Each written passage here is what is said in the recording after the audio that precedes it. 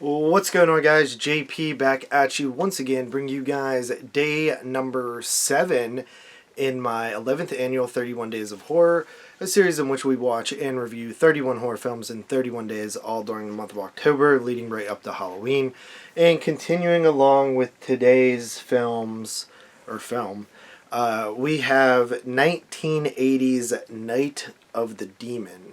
Not to be confused with, 88's Night of the Demons, or I think there's one from the 50s called Night of the Demon as well, also known as Curse of the Demon. But yeah, so this is Night of the Demon. You got the title there. This is a Severin release, and the slipcover actually doesn't have the title on the front. It just has it on the side and the back.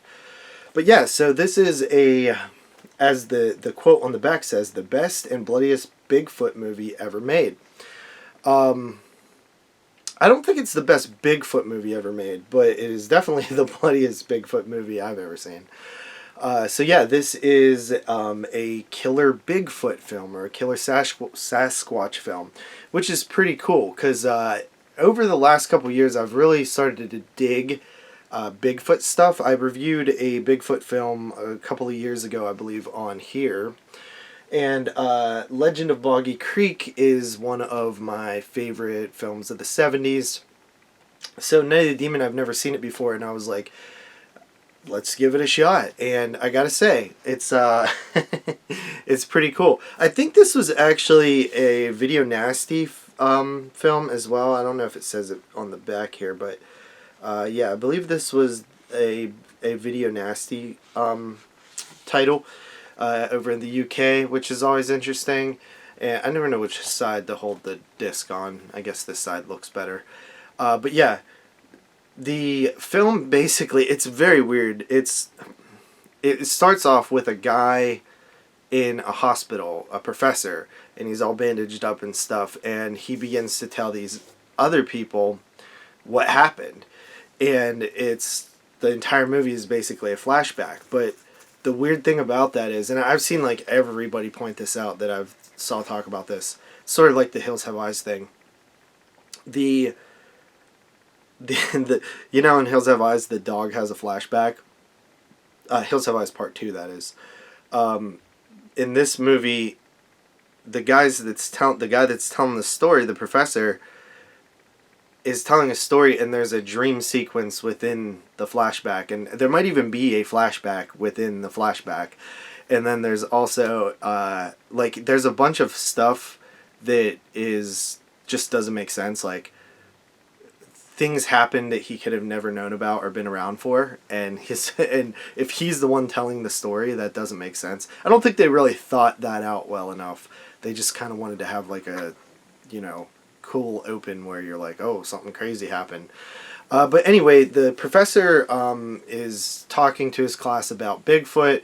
This girl says that her dad was killed by Bigfoot, and they go venture out into the woods to look for Bigfoot. Of course, Bigfoot is there. We get a ton of Bigfoot attacks in this film. We get probably one of the most famous scenes in the movie is Bigfoot actually rips a dude's thing off. You know what I mean? And that's something else. That's I guess you don't expect that. Very bloody movie. There's a lot of gore sequences, and some of it looks great, some of it not so much. Bigfoot himself, I'm not the biggest fan of how they made him look. It looks more like just a caveman instead of which maybe is what a Bigfoot is supposed to be, but I feel like it looks a little too human, less, monster. But yeah, there's actually a really cool scene where one of his footprints fills up with blood that I really enjoyed, and then there's also a Bigfoot rape scene in this film, which is, if you thought the penis scene was absurd, wait till you see the rape scene. So pretty crazy and really sleazy. It doesn't hold back at all. Like, you could tell this movie will do whatever. The story is a little, you know, shaky, and like the music comes off like very 70s porno to me. But the Blu-ray looks really great. I imagine this film probably looked very bad in other versions, but this is the first time I've ever seen it, because you could tell that it was cleaned up really well. But yeah, I mean, I really enjoyed this. It's sleazy trash, but it's like the best kind of sleazy trash. So with that said, I'm gonna go ahead and give it a solid 7.5 out of 10, possibly an 8. I'll have to think about that one a little bit more, but yeah, that's Night of the Demon from 1980. So with that said, I'll see you guys tomorrow with another review. Peace.